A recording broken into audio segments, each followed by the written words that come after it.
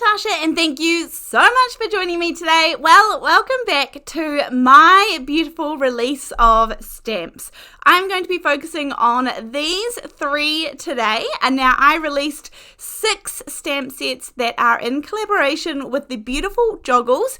If you are unfamiliar with joggles.com, they are an American company based in Rhode Island, and they are just like a family-run, beautiful company that was founded in 2003, so they've been here for a bit, and Barb there is just amazing. She has been so kind to me. Nonetheless, let's get into these. We have the wonky borders to start with. Now, this one I am so excited about. I'm going to actually feature a whole nother video featuring this one. I have brought my wonky borders to life. Now, of course, I had to include several versions. There's also a big drip version down the bottom. And then there is the several strand wonky borders with the plain. Then there's just the 2 strand wonky border plain. And then there is the 2 strand wonky border, but with the little squiggles. And then just a really nice, neat, random kind of squiggle one at the end, which I like using. But I also want to show you other uses for these, other than just using them as borders, like I have done here. This is obviously how they were intended, but you know me, I like to have more than one use for things, and this is something when I hand drew all of these individual elements, it was something that I had in mind. I want to make sure that they're versatile, and I want to show you a few ways that we can go about using them. So that is one card that I created with the wonky borders, and next up we have Rustic Wall. Now, this is going to be, there are 2 sort of background stamps, what I would call in this collection, and these can be a really cool base layer for adding in the background, either doing some ink blending or, you know, doing some splattering or something like that with ink, or not, and just leaving them plain as like an outline image in the background, and then having a focal point on top. This one here is called Falling Leaves, and this one, because of those beautiful big open leaves, just has so many options. But I want to create a card with you today, and as you'll probably have guessed, these will be featuring over and over again because these are just stamps that I created with so many options in mind. I want to have a versatile set, and I want it to have so many different uses.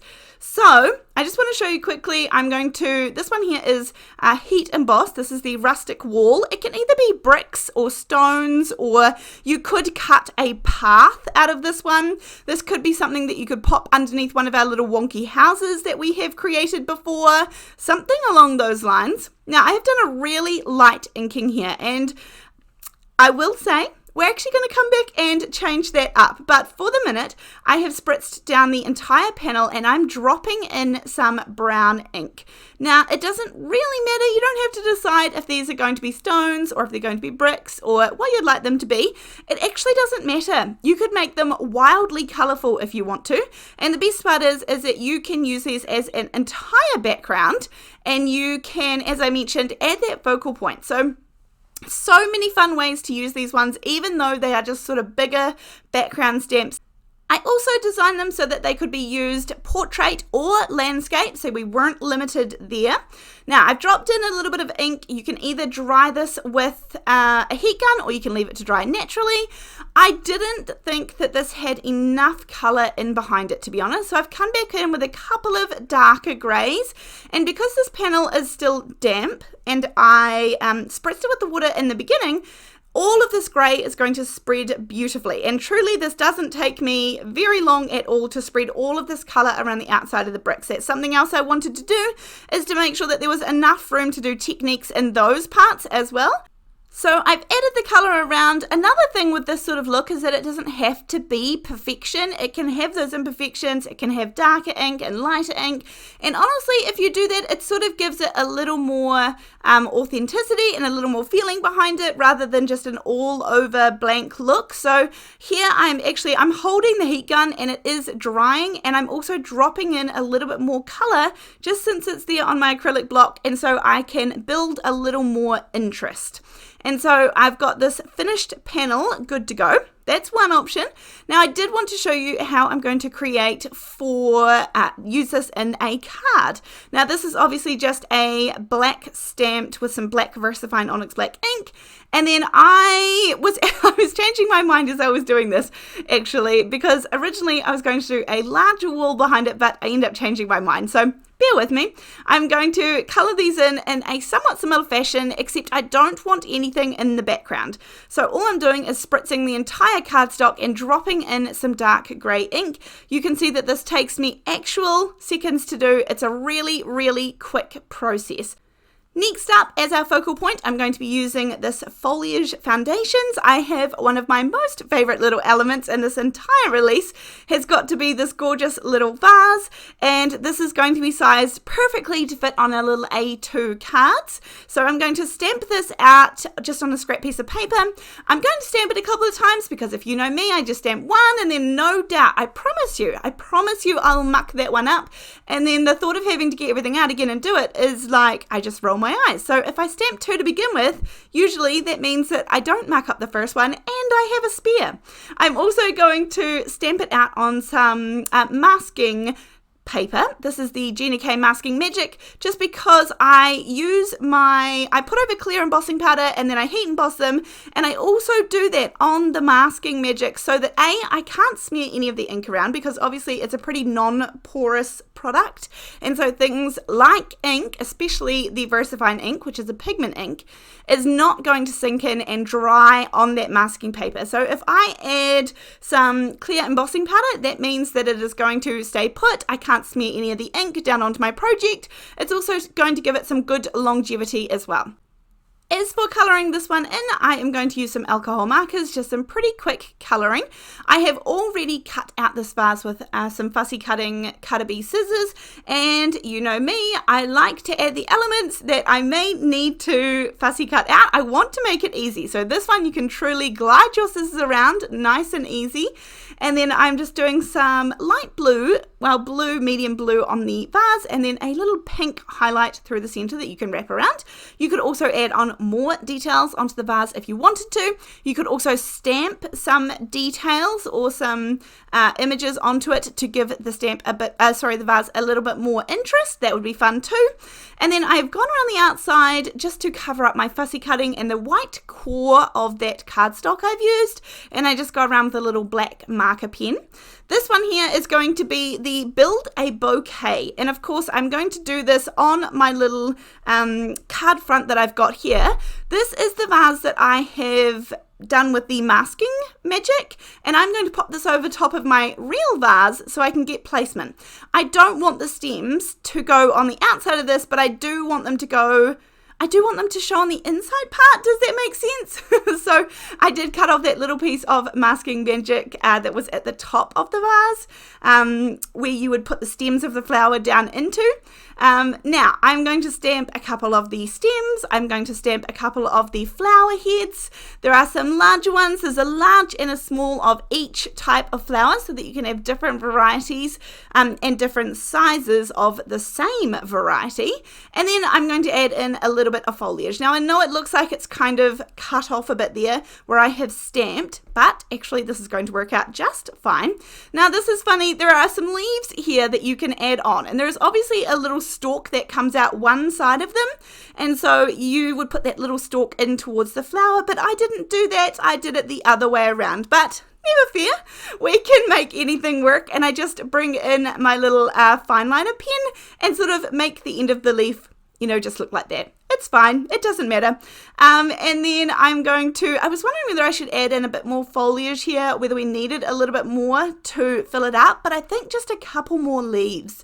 There are actually 5 different designs of leaves in this Build a Bouquet stamp set, so that it can go with lots of different flowers and nothing ends up looking the same. You can mix and match until the cows come home with this set, and that's what I wanted it to be. I wanted it to be a set that everything goes with everything, and that is also the point. These are all hand drawn by me. These are all imaginary flowers. None of them are real or realistic, and again, that just for me means that any leaves and any foliage, and any stems can go with any of the flowers.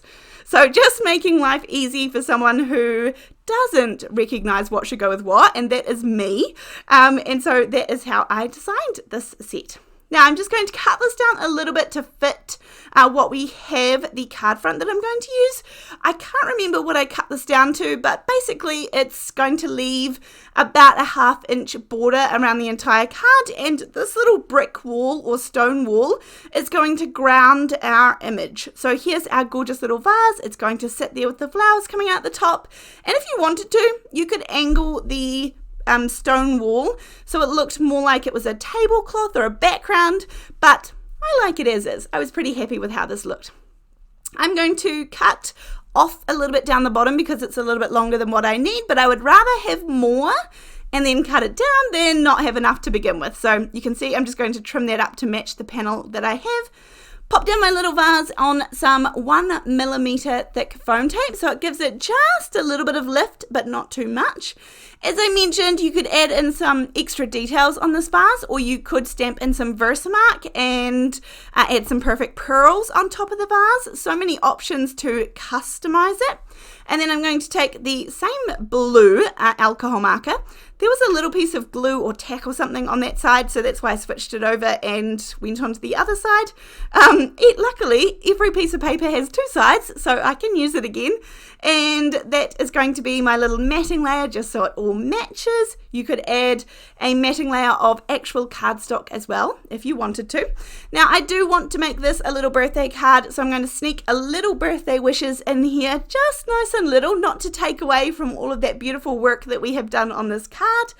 In the foliage foundation set, there is also a little stamp in there that just has some, what I like to call controlled splatter, and you could use that if you want to up the top. I'm going to leave this one blank, and I quite like that. That's how that one turned out.